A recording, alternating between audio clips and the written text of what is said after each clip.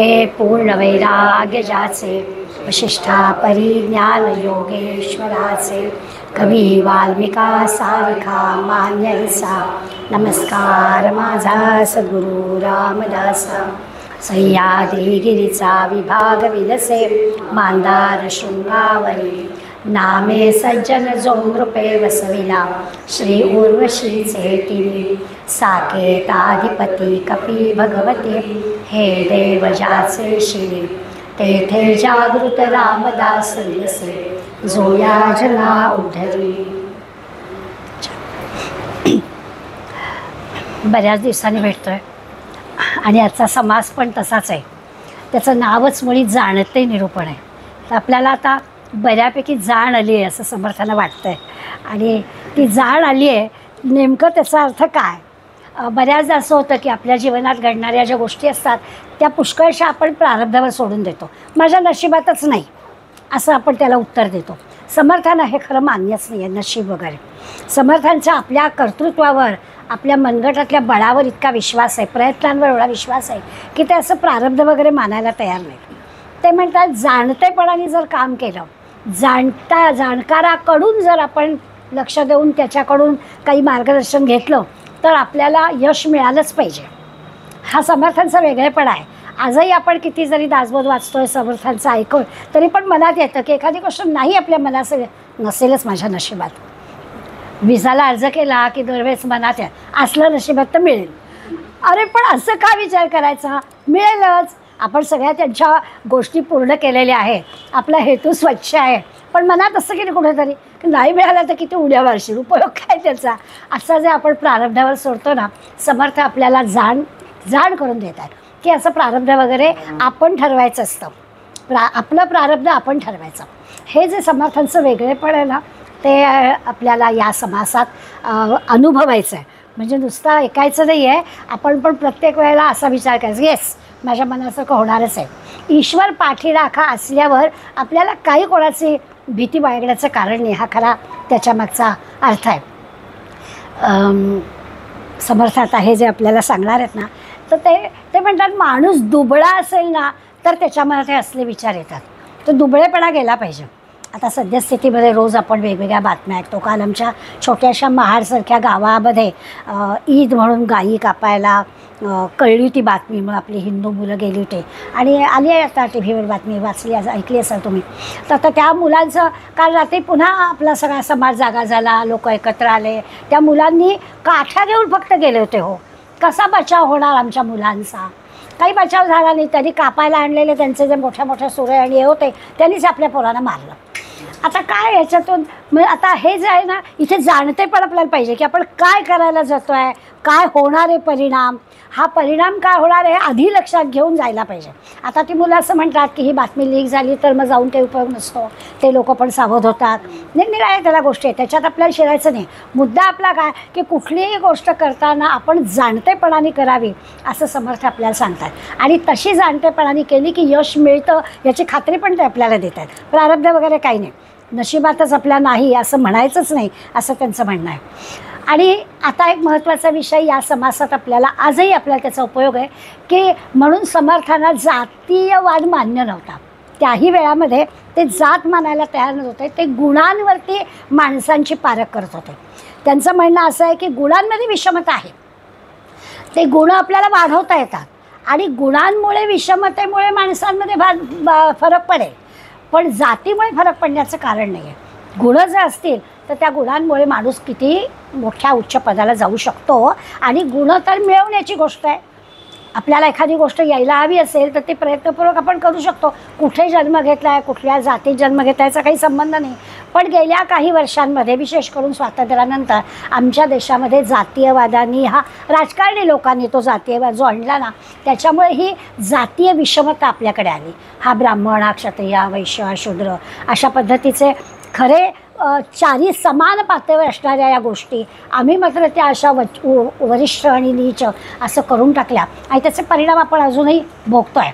हे आरक्षण वगैरे सगळं त्यामुळे आलं. समर्थांचं जर मानलं असतं तर आरक्षणाचा विषयच नव्हता. जो गुणी आहे त्याला तू चांगला अभ्यास कर, तू चांगले मार्क मिळव, तू ॲडमिशन घे. 90वाला ह्या जातीतला म्हणून तुला ॲडमिशन नाही आणि 35%वाला ह्या जातीतला म्हणून हा वरती, ही पद्धतच आली नसती. त्यामुळे गुणांवर सगळं अवलंबून आहे असं समर्थांचं त्या काळात म्हणणं होतं. आज आपल्याला दिसेल. त्यांनी निरनिराळी उदाहरणं दिली की प्राण्यांमध्ये सुद्धा विचार करता बैल, घोडा, काय, कुत्रा, मांजर ह्या सगळ्यांमध्ये सुद्धा म्हटलं तर वेगळेपणा आहे. त्यांचे त्यांचे गुण आहेत, त्यांच्या त्यांच्या किमतीमध्ये फरक आहे. मी म्हणते ते तर जाऊ देच. अगदी कुत्रा असा विषय घेतला तरी कुत्र्यांच्या ज्या विविध जाती आहेत. आमच्या ऑस्ट्रेलियामध्ये विमानतळावर उतरलं की आपल्या सामानाचा वास घ्यायला कुत्रे आहेत. ते कुत्रे आपल्याला बाजूला काढतात, ह्यांच्या सामानात काहीतरी गडबड आहे आणि ते काढतात आपल्याला बाजूला. आता इतके त्यांना शिकवलं आहे कारण ही जाण त्यांच्याजवळ आहे. त्यांना जे भगवंतानी वासाची एक मोठी महत्त्वाची गोष्ट दिलेली आहे की बॅगेमध्ये काय आहे, कितीही तुम्ही दडवून ठेवलं असलं तरी त्यांना तो वास येतो आणि त्याचा गुणाचा उपयोग केला माणसाने. त्यामुळे गुणांवर त्याचं ठरतं की नाही.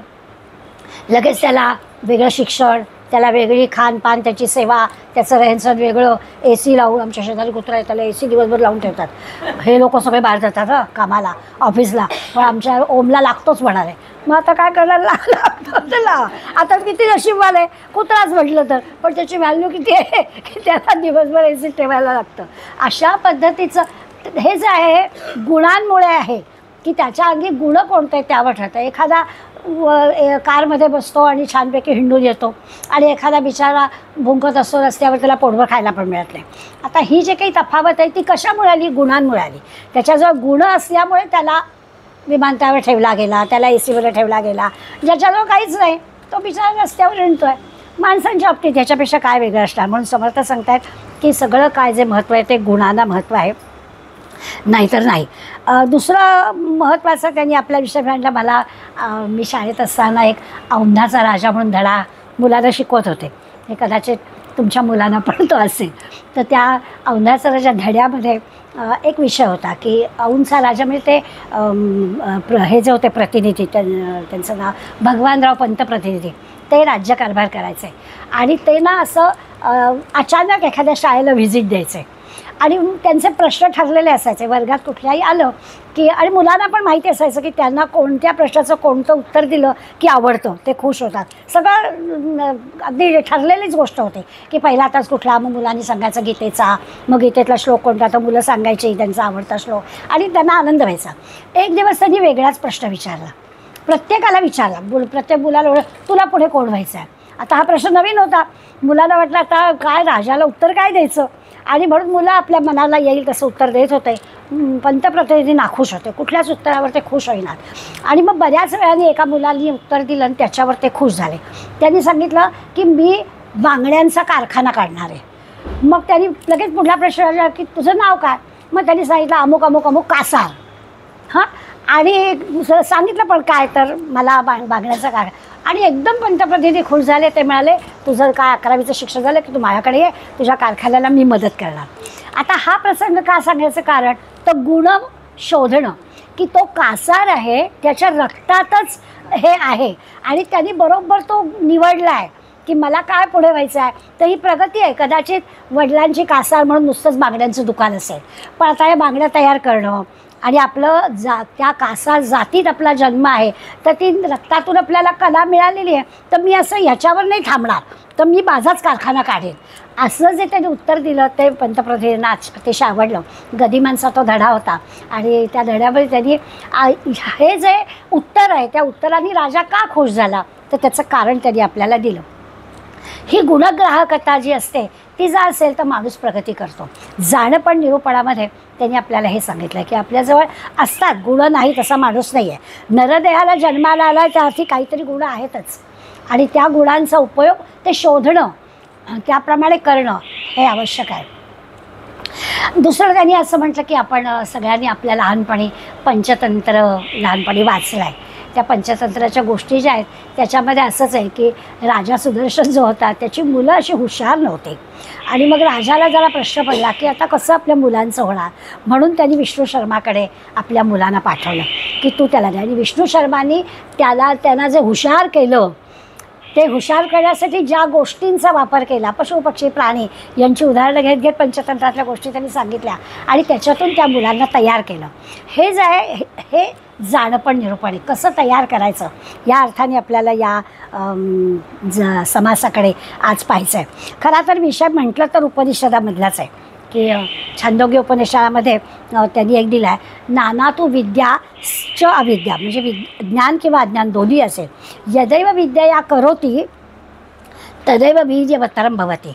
याचा अर्थ असा आहे की ज्ञान आणि अज्ञान भिन्न आहेत, बरोबर आहे, पण जो जाणतेपणानं काही कर्म करतो, ज्ञानाने युक्त असं कर्म करतो, विचाराने युक्त असं कर्म करतो, ती मंडळी सामर्थ्यवान होतात असं उपनिषद छांदोग्य उपनिषद पण म्हणतं. आणि तोच विषय समर्थ आपल्याला सांगतात की जाणतेपणाने कर्म करावं. यापूर्वीसुद्धा हा विषय एकदा आपल्याला आला आहे की जाणत्या माणसाकडून शिकावं.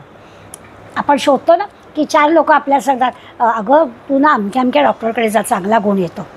मग आपण विचार करतो ठीक आहे यार, एवढ्या 4 जण सांगतायत ना, मग आपण पण तिथे जाऊ. याच्या मागे आपला उद्देश तोच असतो की आपल्याला अनुभव नसेल पण 4 लोक त्यांचं नाव घेत आहेत ना, मग तिथे जावं. असं जे जाणकार आहे त्या जाणकाराचा विचार यामध्ये आपल्याला करायचा आहे.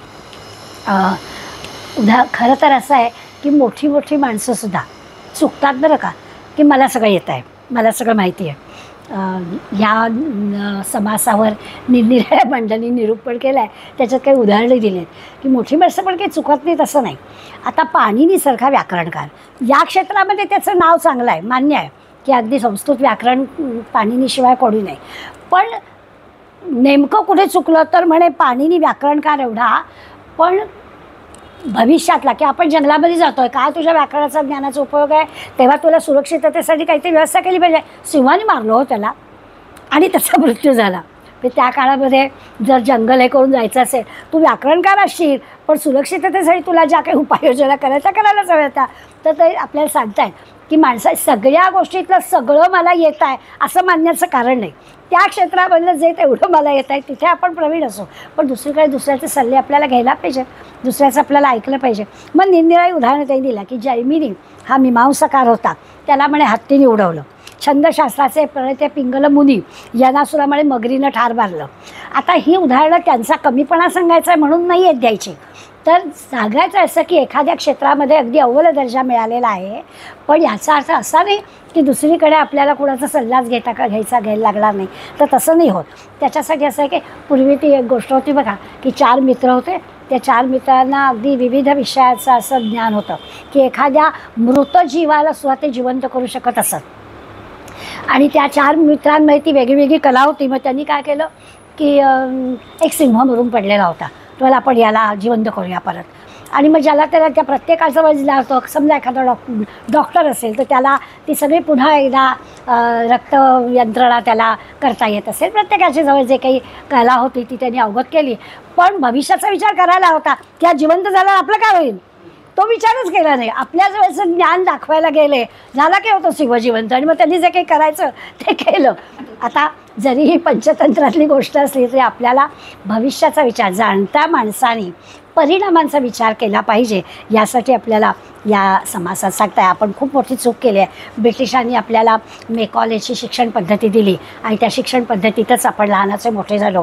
आता आपल्याला निवृत्त झाल्यानंतर संत वाङ्मयाचा अभ्यास करावा असं वाटतो आहे, परंतु आपलं शिक्षण जे झालं आहे ते मेकॉलेजच्या पद्धतीने झालं आहे, ब्रिटिशांच्या पद्धतीने झालं आहे. त्याचा परिणाम आज आपल्याला दिसतो आहे. मी आता शिवथरगईत मुलांच्या शिबिराला गेले होते, फार वाईट वाटलं मला. मुलं अतिशय हुशार आहेत, नो डाऊट. अगदी सांगू ते म्हणतात एखादा श्लोक शिकवावा, तासाभरात ते पोरगं आपल्याला म्हणून दाखवतं, इतकी मेमरी शार्प आहे, सगळं बरोबर आहे. पण मराठी लिहिता वाचता येत नाही. तर ह्या सगळ्याचं पुढे होणार काय? हे जे एवढं मराठी साहित्य आपल्याकडे उपलब्ध आहे, याचा आणखीन 2-4 पिढ्यानंतर काय होणार हा मोठा प्रश्न आहे. आणि आत्ता जर आपण जागे झालो नाही, म्हणजे मला तर अगदी तेव्हा असं वाटलं की कुठे त्या झोपडपट्टीत वगैरे काम करायची जरूर नाही. तुमच्या आमच्या सोसायटीत शिकल्या सवरल्या मुलांना एकत्र करावं आणि मराठी शिकवावं की मराठीत काय आनंद आहे तो तुम्हाला कळेल. आहेत मुलं शार्प, त्यांना काही फार कष्ट घ्यावे लागणार नाही आहेत आपल्याला, पण ते करावं असं वाटायला लागलं. तर ही सामाजिक विषमता यामुळे येणार आहे, दुसऱ्या कुठल्या कारणामुळे येणार नाही. तर आपण जागरूक राहिलं पाहिजे, आपण सावध राहिलं पाहिजे, आपण जाणपणानं हे सगळ्या गोष्टी केल्या पाहिजे. आपण आहोत जाणकार, पण द्रष्टेपणाने त्या जाणकार असल्याचं जाणतेपण आपल्या मनामध्ये घेऊन आपण ते केलं पाहिजे, असा खरा म्हणजे या समासाचा विषय. समर्थांचा ज्ञानाच्या सामर्थ्यावर सगळा विश्वास आहे. त्यांचं म्हणणं असं आहे की अगदी परमार्थ झाला तरीसुद्धा तो ज्ञानाच्या सामर्थ्यावरच आहे, दुसऱ्या कुठला नाही. म्हणजे प्रपंचात तर हे सगळं लागतंच, पण त्यांचं म्हणणं परमार्थात सुद्धा आपल्याला जाणतेपणानेच कर्म करायला हवं. असं समजून उमजून जो कर्म करतो ना त्याला योग्य ते फळ मिळतंच. आपण झालं तर झालं, केलं तर केलं, जमल्यास करू अशी जी उत्तरं देतो त्यांनी काही नाही होत.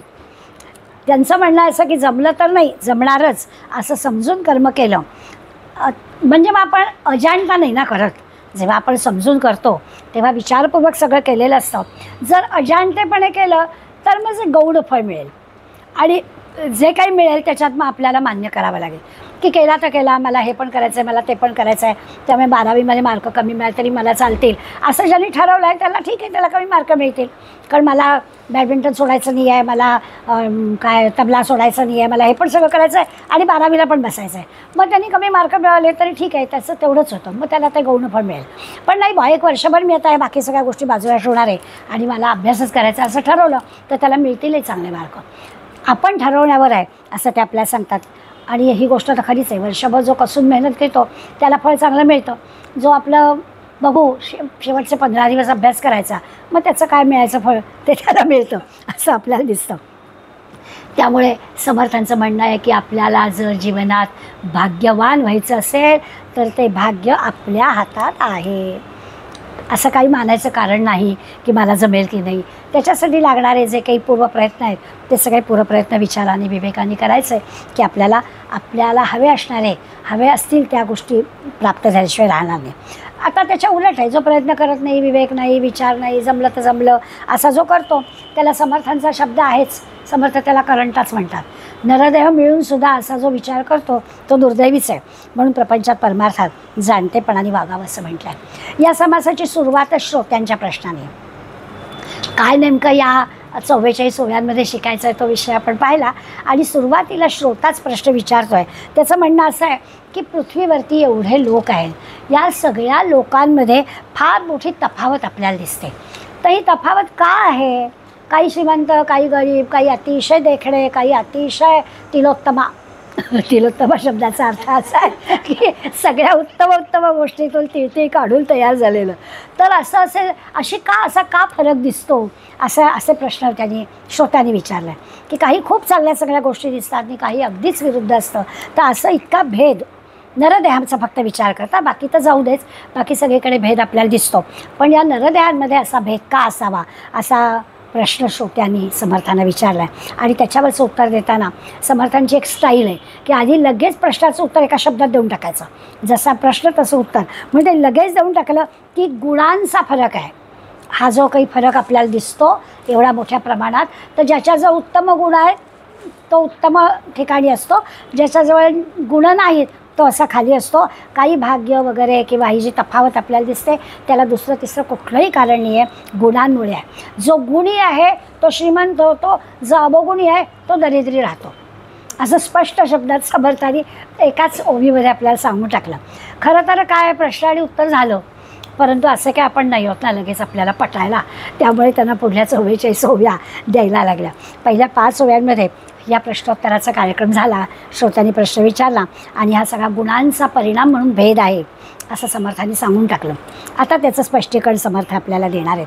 पहिल्या 5व्या ओवीपासून 19व्या ओवीपर्यंत समर्थांनी ही जी तफावत दिसते आणि गुणांमुळे तफावत दिसते असं जे उत्तर सांगितलं त्याला त्यांनी स्पष्ट सांगितलं की जो गुणी आहे तो कष्टात मागे पडतो, तो उद्योगात मागे पडतो, म्हणून तो खाली जातो. गुण सगळीकडे असतात. आपण नेहमी म्हणतो की दैवी गुणांचा अभ्यास करताना सुरुवातीलाच भगवंतांनी अर्जुनाला सांगितलं की नरदेहाच्या जन्माला घालताना हे सगळे 26 गुण देऊनच मी पाठवतो. आता देऊनच जर पाठवतो तो गुण आहेत, फक्त त्या गुणांची जी वाढ करायला हवी ती करत नाही, त्याच्यासाठी आपला आळसच कारणीभूत आहे. जो कष्ट करतो, जो आळस म्हणजे आपणच आपल्या वेळाचं की आता उठ लाग कामाला, ती वेळ असते हं की पहाटे उठण्याची, विशेष करून आपल्याला अनुभवाची, की उठताना आपल्याला एक 10 मिनिटांनी चालेल, अजून जाग आलेली असते, आपण गजर झालेला नसतो. आपल्याला आज्ञा आलेली नसते उठ म्हणून. आता जर जाग आलेली आहे तर त्या 10 मिनिटात लगेच काय डुलकी काढायचं कारण आहे हे आत्ता म्हणतोय जागेपणी, त्यावेळेला नाही म्हणत. मग त्यावेळेला असं अजून गजर व्हायचं आहे ना, 10 मिनिटांनी उठू, झाला गजर की उठू. तो जो आहे तिथून आपल्या आळसाला खरी सुरुवात होते. त्याच क्षणाला जर आपण आपल्याला म्हटलं उठ, आलेलं जाग, त्या 10 मिनिटाचा पण उपयोग होईल. मग आपण ते करत नाही. तिथपासून समर्थ आपल्याला सांगतायत की जो उद्योगी आहे, जो आळसाला दूर ठेवू शकतो, जो कष्ट करायची ज्याची तयारी असते, त्याला प्रगती त्याची होतेच, त्याला फळ मिळतंच. त्याच्यासाठी काही फार करावं लागत नाही. संस्कृत सुभाषितं ह्या अशासाठी फार छान आहेत. संस्कृत सुभाषितामध्ये 80 माणसाला इतकं सुभाषितकारांनी हे केलं आहे. ते म्हणतात की 2 प्रकारची माणसं आहेत. एक म्हणजे नरदेह मिळाला आहे आणि तरी देखील आळशी आहे, आणि श्रीमंती आहे आणि तरी देखील दानत नाही. अशा माणसाला द्वामिमो उददो क्षेप्यो कंठे बधवा दुराम शिलाम, चांगलं गळ्यामध्ये 2 मोठे धोंडे बांधावे फेकून देऊ त्याला. अशा लोकांच्या समाजाला काही उपयोग नाही, असं सुभाषितकार कडक शब्दात म्हणतात. समर्थ असेच कडक आहेत. समर्थाने एवढं सगळं घबाड मिळालं आहे आणि तरी देखील कष्ट करायचे नाहीत, प्रयत्न करायचे नाहीत, आळशीपणा करायचा आणि आपल्या पायावर धोंडा मारून घ्यायचा, याच्यासारखं दुर्दैव करंटे पण काय. तर समर्थांना बिलकुल मान्य नाही. समर्थ म्हणतात ते दरिद्री पण येणं सर्व बाबतीत, फक्त आर्थिक बाबतीत असं नाही, कुठल्याही बाबतीमध्ये आपल्याला नाहीच आपल्याजवळ काही आहे, आमच्याजवळ गुणच नाही, आम्हाला जमतच नाही, आम्हाला येतच नाही असं वाटणं, या अशा माणसांचा काही उपयोग नाही. यांच्या गळ्यात दगड बांधा, फेकून द्या समुद्रात यांना, असं ते आपल्याला सांगतात. थोडक्यात असं आहे की प्रयत्न करणाऱ्याला प्रगती होते असं समर्थ सांगतात. चरितार्थ त्याचा नीट चालतो. नेणता म्हणजे ज्याला कळत नाही तो स्वतःचं पोट पण भरू शकत नाही, पण जो जाणता आहे तो जाणता आपलं पण आणि दुसऱ्याचं पण पोट भरू शकतो, असा विचार केला आहे समर्थांनी. म्हणजे या समासामध्ये खूप अशी सुभाषित वजा ओव्या आहेत. विद्येविण करंटा, विद्या तो भाग्यवंत.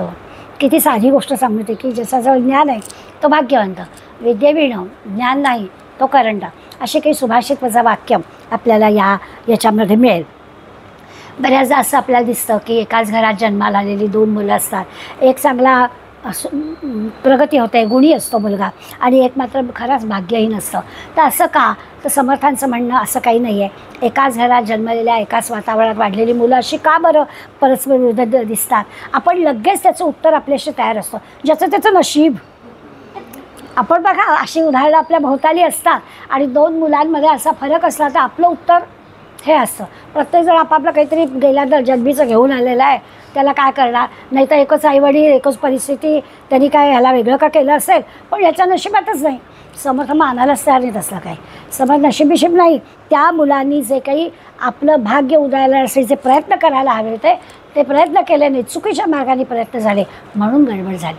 आता हे काही 100% आपण समर्थांचं मान्य करू असं नाही, कारण दिसतं आहे ते वेगळं दिसतं आहे आपल्याला. तर अनेक उदाहरणांनी आपण हे पटवून देऊ शकतो की असं कसं होईल.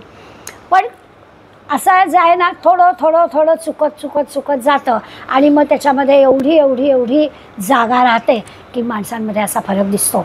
आपल्याकडे अशी उदाहरणं खूप आहे, त्याची काही चर्चा करायला हवी असं नाही. तर जेवढी महत्त्वाकांक्षा असेल त्या ज्ञानाने ती जर महत्त्वाकांक्षा धरली, नेमकी आपली कुठे चूक होते हे जर आपल्याला कळलं तर ती चूक दुरुस्त होते. वेळच्या वेळी ती चूक दुरुस्त केली गेली तर ती होते, परंतु जर ती वेळच्या वेळी झाली नाही तर त्याचे परिणाम आपल्याला दिसतात. आणखीन एक समर्थ या समासात आपल्याला सांगणार आहे, ते पण अगदी सुभाषित वजा वाक्य आहे. जेवढा व्याप तेवढं वैभव. हे पण पटणारी गोष्ट नाही हं. आपण आता नको ते व्याप वाढवू असं आपण एक दुसरीला म्हणतो, आणि समर्थ म्हणतात व्याप वाढव, व्याप तेवढं वैभव. आता हे किती परस्पर, आपला अनुभव वेगळा आणि समर्थ आपल्याला वेगळं सांगतात. पण जर का आपण खरंच विचार केला, आता कुठले कशा प्रकारचे व्याप वाढवायचे ते आपण ठरवायचं. एका ठराविक वयानंतर आपली आवड, आपली सवड असं सगळं बघूनच व्याप वाढवायचे. पण जेवढे आपण व्याप वाढवू तेवढं आपलं वैभव वाढतं असं आपल्याला समर्थ सांगतात. जेवढं म्हणजे आपलं सामर्थ्य वाढतं, आपली कर्तबगारी वाढते, आपल्या प्रयत्नांना दिशा मिळते, आपल्या या सगळ्या सामर्थ्याला पाठिंबा देणारे लोक भेटतात, सगळं होतं. पण आपण करायचंच नाही, होईल की नाही, जमेल की नाही, मग काहीच होत नाही. करायचं असं ठरवायचं, आपोआप आपल्याला त्याच्या मागे वळतं. आत्ता आपल्याकडे गंगा दशहराचा एवढा मोठा कार्यक्रम झाला. अशा एवढ्या मोठ्या कार्यक्रमाला महिन्याभरामध्ये एवढी मोठी यश लाभेल असं खरंच वाटलं होतं. चटकन एखाद्याच्या मनात येतं काय, एवढ्या सगळ्या ठाणे शहरातल्या नृत्याच्या क्लासेसवाल्याला बोलावलं जातं काय, आणि कधीही न वाचलेलं जगन्नाथ पंडिताच्या 5-5 लोकांवरती नृत्य करणं ही काही साधी गोष्ट नव्हती, पण खरोखरच करून दाखवलं. आणि महिन्याभरात त्याचे परिणाम किती चांगले होतात की लक्षात असं आलं की ह्या पुढल्या पिढीला अशा प्रकारचा धार्मिक याचा जोड आपल्या या कलेला मिळते, ही मोठी गोष्ट झाली. नाही तर आपल्याला कलेच्या बाबतीत आज जे आपण दूरदर्शन बघतो ती कला म्हणजे एक प्रकारची शब्द वाईट आहे, पण तोच मला सुचतोय, घृणा निर्माण होईल की कसलं आहे, अगदी वेडेवाकडे कपडे घालणं, वेडेवाकडे नृत्याचे आविष्कार करणं, आणि त्यामुळे त्या कलेबद्दल सुद्धा आपल्याला रागच निर्माण होईल. अशी सगळी भोवताली परिस्थिती असताना त्या कलेला एक चांगलं वळण या अशा धार्मिक अधिष्ठान असणाऱ्या मंदिरामध्ये दिलं गेलं. ही फार मोठी एक सामाजिक समरसता ज्याला म्हणतो ती आली. सगळ्या तिथे येणाऱ्या नृत्यांगना ज्या होत्या त्या प्रमुखांनी सांगितलं की आम्हाला हे अनुभवायला आलं की लगेच त्याचा विचारच बदलतो ना, की तिथल्या मग नाचाचे ते ड्रेपरी बदलते, विचार बदलतात, भाव बदलतात, सगळं बदलून गेलं. आणि आपण दूरदर्शन बघतो ते एकदम वेगळं, वाजले की 12 आणि इथे एकदम वेगळं असं आपल्याला दृश्य दिसतं. तर त्यामुळे ते आपल्याला सांगतायत की आपली त्याच्यात कल्पकता दिसली पाहिजे, आपलं सामर्थ्य, आपली कर्तबगारी तिथे दिसली पाहिजे. पण विद्या नाही, वैभव नाही, काही करायचं नाही असा जो भाग्यहीन असतो त्याला काय करायचं. पण असं आहे ना, आणि आपल्या गुणांचा उपयोग आपल्याला करता आला पाहिजे. जो जाणता आहे त्याच्याकडे आपण सातत्याने गेलं पाहिजे, निरीक्षण केलं पाहिजे, त्याच्यासारखं आपल्याला करता आलं पाहिजे. असं जर जमलं तर होतं. आणि गुणग्राहकता असली पाहिजे. जो गुणी माणूस असतो ना त्याचं सगळीकडे कौतुक होतं. हा तर आपल्याला अनुभव असतोच. संस्कृत सुभाषित आहे की घरामध्ये समजा एखादा काय म्हणजे ढ मुलगा असला तरी घरामध्ये त्याचं कौतुक करावं लागतं. असू दे, आता 40च मार्क मिळाला, आपण परत प्रयत्न करूया, हां पुढल्या वेळेस आपल्याला जास्त वेळ, असं करावंच लागतं. त्या कुटुंबामध्ये आपल्याला जरी अवगुणी मुलं असलं तरी त्याला सांभाळून घ्यावं लागतं.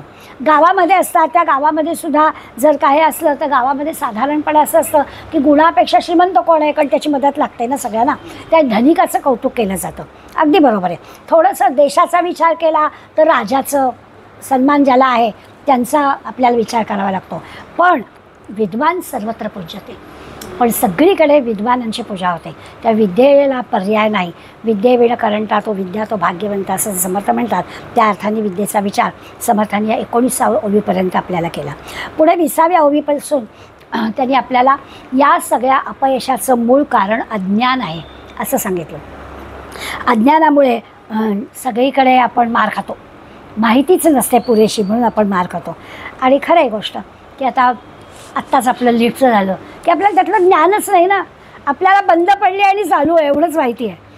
ज्ञान नसल्यामुळे मग आपल्याला त्यातलं काही कळतच नाही असं होतं. घरातल्या सगळ्या आपण इतकी विजेची उपकरणं वापरतो, पण त्या विजेच्या उपकरणांना वापरणं फक्त आपल्याला माहिती आहे, त्याच्यात काही गडबड झाली की आपल्याला काहीच माहिती नाही असं होतं. त्यामुळे मग पूर्ण ज्ञान नसतं. समर्थ आपल्याला सांगतात की अपयश काय येतं, तर त्याचं कारण असं आहे की मूळ त्याच्यातलं ज्ञान आपल्याजवळ नसतं. आता सगळीकडल्या सगळ्या शाखांमधलं सगळं ज्ञान आपल्याला आत्मसात होईल असं नाही, पण त्याच्यासाठी घेण्याची जी काळजी असते ना ती जर आपण घेतली तर निदान अज्ञानामुळे जे धोके आपल्याला पत्करावे ते होत नाही. साध्या साध्या गोष्टी असतात. घरातले पुरुष आपल्याला सांगून टाकतात, तो जो लायटर आहे ना तो लायटर लगेच जागेवर ठेवत जा, त्याला पाणी लागलं की तो खराब होतो. घरातला संवाद आहे, सुखसंवाद. त्यामुळे आपल्या हाताला घाई असते, आपण लावला की पटकन परत लागणार आहे दुसऱ्या क्षणाला दुसरा गॅस लावायला, म्हणून तिथे ठेवतो. ओट्यावर पाणी असतं, त्याचे परिणाम त्या लायटरला जे काही असतात ते होणारच. अशा बारीक सारीक गोष्टी अज्ञानामुळे घडतात. ह्या सगळ्या गोष्टींचं छोट्या छोट्या गोष्टींमधलं ज्ञान झालं की आपण तसं तसं वागतो, आपल्या आचरणात तसा बदल होतो. म्हणून समर्थ आपल्याला सांगतात की सगळी जे काही आपल्याला फसवणूक होते, धोके होतात, ते सगळे अज्ञानामुळे होतात. ज्ञान असेल तर आपली फसवणूक होणार नाही, अधोगती टाळता येईल ज्ञान झालं तर. छोट्या छोट्या व्यवहारातल्या गोष्टी एवढ्यासाठी सांगायच्या होती की आपल्याला पटकन पटतं. आता परमार्थाकडे गेलं की आपल्याला कळेल की तिथेसुद्धा अज्ञान कारणीभूत होतं आणि अज्ञानामुळे आपली व्हावी तशी प्रगती होत नाही. आता बोलता बोलता मैत्रीण म्हणाली की रामरक्षा किती वर्षांपासून पाठ आहे, पण चित्त लागत नाही. हो, तर ते जे चित्त लागणं आहे त्याच्यासाठी सराव, त्याच्यासाठी अभ्यास हाच त्याला पर्याय आहे, दुसरा पर्याय नाही. नाहीच लागत. आपलं मन किती स्थिर आहे आणि किती चंचल आहे याच्यावर त्या दिवशी रामरक्षा म्हणताना आपलं मन लागतं आहे की नाही अवलंबून आहे. त्यामुळे शांत जसं मुलांना आता आपण सांगतो की सगळ्यांना सांगते अभ्यासाला बसण्यापूर्वी 1-2 मिनटं नुसता स्वस्थ मांडी घाल आणि बस. काय तुला येत असेल ते एखाद दुसरा श्लोक म्हण आणि मग अभ्यासाला कर की मग ते चित्त तुझं त्या अभ्यासाला लागेल. धाडधाड यायचं आणि काहीतरी करायचं. आपलं काय होतं, मी एका गॅसवर दूध ठेवला आहे, एका गॅसवर कुकर आहे, वेळ आहे आता 15 मिनिट, माझी होईल ना 2 माळा, नाही लक्ष लागणार. कारण अर्धं लक्ष सगळं तिथे असेल तर कसं लक्ष लागेल. ते लक्ष लागण्यासाठी आपल्याला स्वतःच्या मनाला शांत करावं लागेल की दुसरे कुठले मनात विचार न येण्यासाठी मनाची आपल्याला तयारी करावी लागेल. मग हळूहळू आपल्याला सवय होईल. याच्याबद्दल अगदी समर्थ आपल्याला खात्री देतात.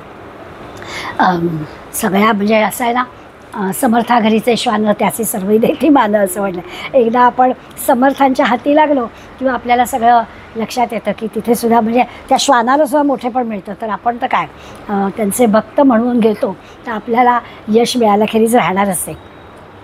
इथे त्यांनी आपल्याला दिलं आहे की आपण ज्ञाता म्हणजे आपण स्वतः मी आणि आपली जी काही प्रगती आहे म्हणजे आत्मज्ञान, हा जो सगळा रस्ता आहे आपल्यापासून आत्मज्ञानापर्यंतचा, या रस्त्यामध्ये एक मोठी अडचण येणार, मोठा अडथळा येणार आहे. तो अडथळा म्हणजे या दृश्य वस्तूंचं असणारं आकर्षण. मोठा दगडच आहे तो आपल्यासाठी. तिथे जर आपल्या त्या दृश्य वस्तूंचा दगड आपण ओलांडून जाऊ शकलो तर आपण त्या ज्ञानापर्यंत पोचू. दुसरा एक थोडा मोठासा अडथळा येणार आहे अहंकाराचा. अगदी छान ज्ञानाच्या पर्यंत जवळ गेलेला असताना तो अडथळा येतो बरं का. तो अहंकाराचा अडथळा पण गेला तर आत्मज्ञानापर्यंत पोचतो. त्या मी तो आत्मज्ञान ह्या मोठ्या रस्त्यावरती 2च आपल्याला अडथळे आहेत. एक दृश्य वस्तूंचा अडथळा आहे, तो आधी सुरुवातीलाच येतो, तो आपण पार करून एक वेळ जाऊ. पण नंतरचा जो अहंकाराचा अडथळा आहे तो पार करायला फार कठीण होतं. आणि मग त्यावेळेला जाणकाराकडून आपल्याला या गोष्टी लागतात. तो पार कसा करायचा हे त्या जाणकाराकडून पाहावं लागतं. जाणकार म्हणजे आपले संतांकडे बघून आपल्याला हा रस्ता पार करता येतो आणि मग अंतिम टप्प्याला आपल्याला जावं लागतं. आता अंतिम टप्पा म्हणजे काय, तर पुन्हा जन्ममृत्यूच्या चक्रात न सापडणं हा खरा आपला अंतिम टप्पा आहे. आपल्याला काही आत्मज्ञानापर्यंत जायचं आहे म्हणजे नेमकं काय, तर नेमकं हेच आहे की आता पुन्हा येणे जाणे नको. किती वेळा यावे आणि किती वेळा जावे, किती वेळा व्हावे फजितो, असं तुकाराम महाराज म्हणतात की आमची फजिती आहे.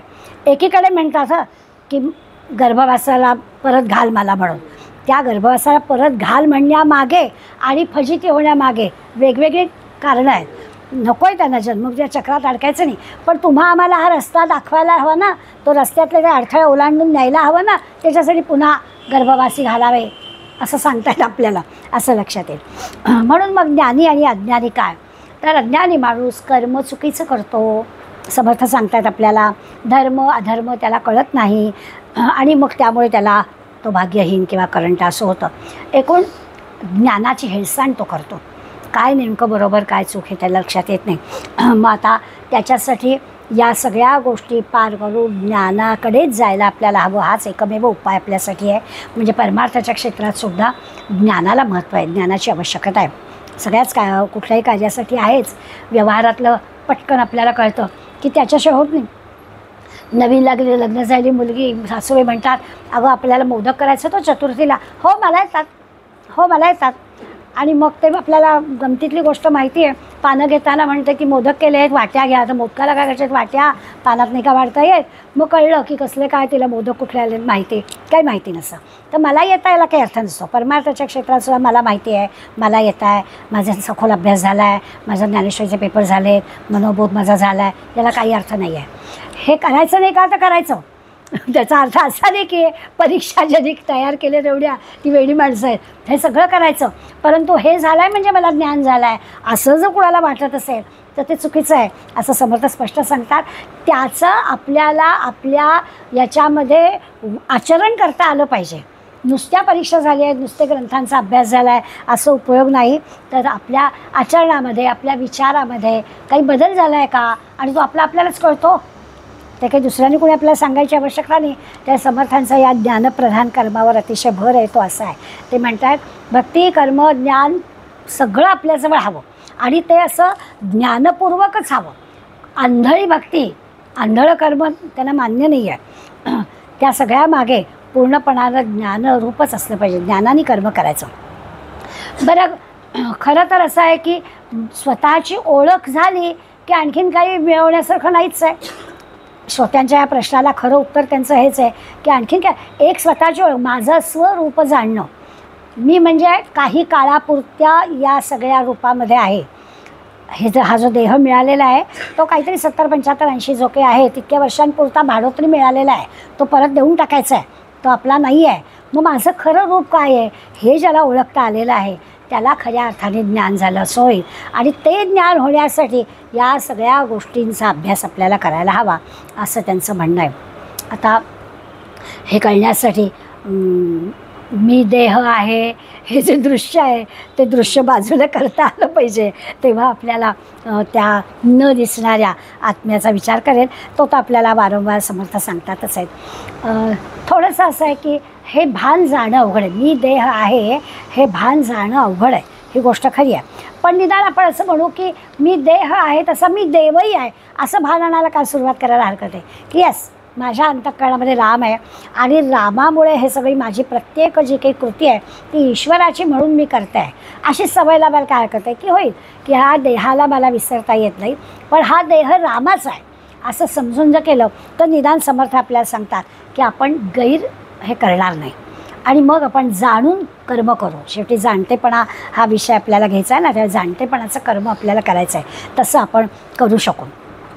म्हणून पुढल्या 33 ते 40 ओव्यांमध्ये त्यांनी ज्ञानी माणसांनी ज्ञानाची हेळसांड, कुणीच म्हणजे खरं तर ज्ञानाची हेळसांड करू नये असं सांगण्यामागचा उद्देश तोच आहे की असं आहे ना, पाणी उताराला चटकन लागतं.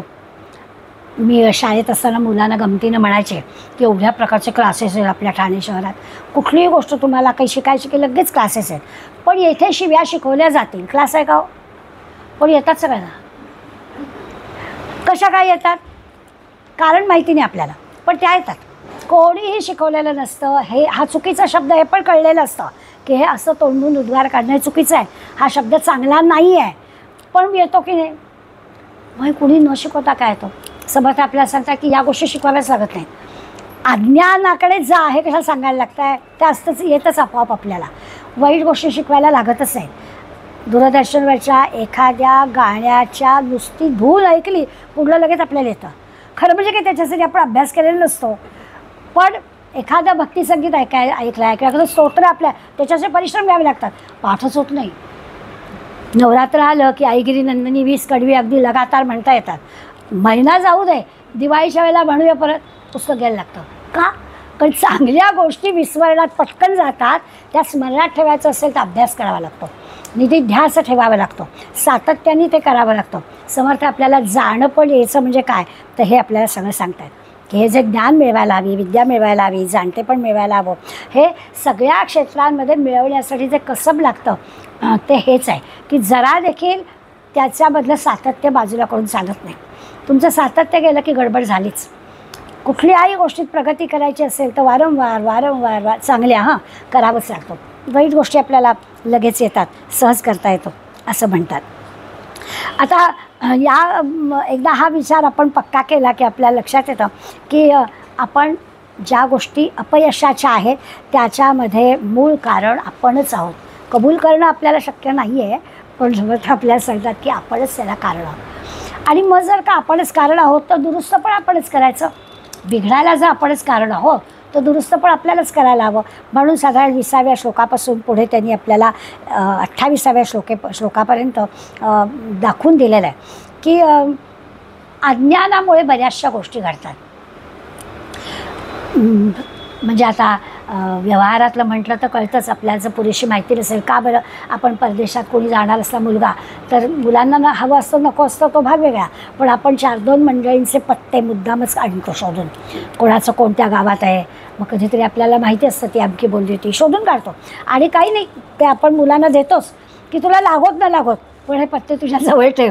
याच्या मागचं काय असतं की जिथे नवीन ठिकाणी जातो आहे, आपल्याला परिचय नसतो, माहिती नसते, काही अडचण आली तर आपल्याला कोणीतरी तिथला माहितगार हवा, असा चांगला उद्देश आपला असतो. समर्थ जिथे उदाहरण देऊन आपल्याला सांगतात की ते जसं आपण करतो की जिथे नवीन गोष्टीच्या ठिकाणी आपण जातो आहे, नवीन काहीतरी करतो आहे, तर तिथे जो आधी गेलेला आहे त्या जाणकाराकडून आपण ते शिकून घेतो आणि मग ते आपण करतो. त्याचं कारण आहे की नवीन गावामध्ये गेलं की आपल्याला तिथली माहिती व्हायला हवी असेल, जो आधी जाणकार जो आहे त्याच्याकडे जावं लागतं. पुढल्या याच्यामध्ये त्यांनी ही ज्ञानाज्ञानाची तुलना आपल्याला करून सांगितली आणि स्वस्वरूपाचं विस्मरण अज्ञानामुळे होतं असं स्पष्टपणानं सांगितलं. स्वस्वरूपाचं आत्ता मी म्हटलं तसं की आपलं जे मूळ स्वरूप आहे, आपली जी खरी ओळख आहे, त्याचं आपल्याला विस्मरण होतं अज्ञानामुळे. आता जरी व्यवहारातल्या ज्ञानाकडून आपल्याला पारमार्थिक ज्ञानाकडे जायचं आहे, त्यामुळे अंतिम आपल्याला उद्दिष्ट जे आहे ते हेच आहे की स्वरूप आपल्याला ओळखणं. बाकी सगळं ठीक आहे, पण व्यवहारातल्या गोष्टींमध्ये जसं जाणतेपणाचा उपयोग होतो तसं परमार्थाच्या क्षेत्रातसुद्धा या सगळ्या संत मंडळींच्या जाणतेपणाचा उपयोग आपल्याला करून घ्यावा लागतो. जाणते लोक ते शहाणे, नेणते वेडे दैन्यवाणे, समर्थांचे शब्द आहेत की जे नेणते म्हणजे अज्ञानी आहेत त्यांचं हे असं असतं. तर आपल्याला कळलं पाहिजे की आपल्याला कोणाबरोबर जायचं आहे. आणि विज्ञानाचा अर्थ विशेष ज्ञान, विज्ञान तेही जाणपणे कळू आले, ते विशेष ज्ञान जाणकारांकडे गेलात तर आपल्याला नक्की कळेल असं ते आपल्याला सांगतात. समर्थांची अजून एक स्टाईल आहे की ते हा विषय जेव्हा श्रोत्यांच्या प्रश्नाला उत्तर देण्यासाठी हे 3 महत्त्वाचे मुद्दे त्यांनी मांडले. पहिलं त्यांनी असं म्हटलं की कोणी असं ज्ञानी आणि मानायचं काही कारणच नाही आहे. सगळ्या जणांजवळ गुण असतील तर तो माणूस उच्च पदाला जाऊ शकतो असं सांगून टाकलं. त्या पहिल्याच वेळी आपल्या विचारांवर एक घाव घालून टाकला की आपण जे म्हणतो नेहमी की मला नाही जमणार किंवा माझ्या नसेलच नशिबामध्ये, असं जे आपण म्हणतो कितीतरी आपल्याला उदाहरणं अशी दिसतात की खरंच त्यांनी प्रयत्नांनी ही गोष्ट मिळवलेली असते. त्या पहिल्या ह्याच्यावर घाव घातला आणि मग हळूहळू या व्यवहाराकडून परमार्थाकडे नेताना त्यांनी आपल्याला सांगितलं की या परमार्थाच्या क्षेत्रातसुद्धा स्वस्वरूपाचं आत्मज्ञानाचं ज्ञान मिळवायचं असेल तर संतांसारख्या जाणकारांकडे आपण गेलं पाहिजे आणि ते आपल्याला या ज्ञानाची माहिती करून देतील. आणि ते करता करता पुढल्या समासाची प्रस्तावना ते पण करतात. ते म्हणतात की असं जर जमलं हे ज्ञानी माणसाचं काम किंवा जाणतेपणाकडे आपण गेलो आणि त्या जाणतेपणाने सांगितल्यासारखं आपण केलं तर आपल्या लक्षात येईल की एक आनंदाचा समाधानाचा अनुभव आपल्याला मिळतो. श्रोते म्हणत हे प्रमाण झाले परमसमाधान, की खरंच मनाला आनंद होतो. पण आता आणखीन एक प्रश्न निर्माण झाला. पिंड ब्रह्मांड ऐक्या लक्षण मी नजर निरोपावे की तुम्ही सारखं पिंडी ते ब्रह्मांडी म्हणता, ते नेमकं काय आहे, त्याचा खरा अर्थ आम्हाला समजेल का? पिंडी ते ब्रह्मांडी आपण असं म्हणतो की जे आपल्या या देहामध्ये जसं आहे तसंच्या तसं सगळं ब्रह्मांडामध्ये आहे. या पिंडाची रचना जशी त्रिगुण आणि पंचमहाभूत यांनी झालेली आहे तशीच या ब्रह्मांडाची रचना त्रिगुण आणि पंचमहाभूतांनी झालेली आहे. असा सगळा जो काही विचारतो नेमका काय आहे, विचार करताना असं लक्षात येतं की आपण ना आकाशाला गवसणी घालण्याचं आपल्याला जमतं, पण आपण आपल्यापुरतं जमत नाही. विनोबा भावेंचा एक असाच धडा होता. आणि मग म्हणे एक राजाचा मुलगा, कधीच त्याला उन्हाचा चटका म्हणजे काय ते माहिती नसतं, सगळं छान आलेशान ह्याच्यातच त्याचं लहानपण गेलेलं असतं. कधी नव्हे तो एकदा चुकून तो खेळायला जातो कोणा मुलाबरोबर आणि पाय भाजतात हो. आणि मग घरात बाबांना सांगायला, बाबा फार पाय भाजतात बाहेर, आपण ना सगळ्या जमिनीला कव्हर करून टाकूया. आता राजाचाच मुलगा, त्याच्या डोक्यात हीच कल्पना आली की आपण काय करूया की पाय भाजायलाच नको, सगळीकडे आपण जमीन आच्छादूनच टाकूया. तर राजा हसला. राजा म्हणाला, अरे का कशासाठी? पाय भाजतात मला. मग तुझ्या पायांना कव्हर घाल ना. त्याच्यातून चपलेचा शोध लागला की आपल्या पायांना कव्हर घातला, आपले पाय भाजले की झालं. तसं समर्थ आपल्याला सांगतायत की या पिंडाचा विचार केला तरी आपण आपोआपच ब्रह्मांडाचा करू, किंवा ब्रह्मांडाचा विचार झाला की आपल्यापासून सुरुवात करू. हा जो विचार आहे त्याच्यासाठी आपल्या पुढल्या समासामध्ये अनुमान निरसन, की आपण जे अंदाज करतो, आपण अनुमान ठरवतो असं असेल असं आपल्याला वाटतं, त्याचं पण निरसन समर्थ करायला सांगणार की कसल्या अंदाज बांधायचं कारणच नाही आहे. समर्थांचा ना फारच मोठा प्रयत्नांवर भर आहे, त्यामुळे ते असं तसं मानायलाच काही तयार नाही. जसं मी सुरुवात करतानाच म्हटलं की समर्थांना नशीब बिशीब माहितीच नाही आहे. ते म्हणतात नाहीच, प्रयत्न केला की माणूस बरोबर हवं ते मिळवू शकतो, अशी समर्थांची पक्की खात्री आहे. आणि तसे ते स्वतः आणि त्यांचं शिष्य समुदाय त्यांनी तयार केलं आहे त्या काळातसुद्धा. तेव्हा आज आपल्याला ज्या एवढ्या सुविधा उपलब्ध आहेत, तर आपण तर नाहीच असं म्हणता का मग. तेव्हा कधीकधी मला असं वाटतं की आज समर्थांची खरी जास्त गरज आहे. आजच्या समाजाला योग्य वळण देण्यासाठी संतांच्यापेक्षा समर्थांसारख्या संतांची अधिक गरज आहे, असं लक्षात येतं की नेमकं काय आहे ते आपल्याला शोधता आलं पाहिजे. अंदाजाने अनुमानाने असं करता येत नाही. पुढल्या समासामध्ये त्यांनी आपल्याला अनुमान निरसन करायला ते शिकवणार आहेत की काही नाही, असं काही करायचं ते बाजूला करायचं आणि खरं जे आपल्याला मिळवायचं आहे त्यासाठी प्रयत्न करायचा. अशा पद्धतीचा खरा वेदांताचा विषय त्याच्यामध्ये येणार आहे. पण आपण ते तत्त्वज्ञान सोपं करून समर्थांनी आपल्याला सांगितलं आहे, ते आपण पुढल्या तासाला बघूया. आज इथेच थांबू. तव स्मरण संतत स्फुरणदाय्या माघडो त्वदीय गुणकीर्तन ध्वनिसुरम्य करणी पडो. स्वदेश हितरक्षणा विनदुजी कथा नावडो तुझ्या समय्यामुची तनुहि देशकारी पडो. जय जय रघुवीर समर्थ.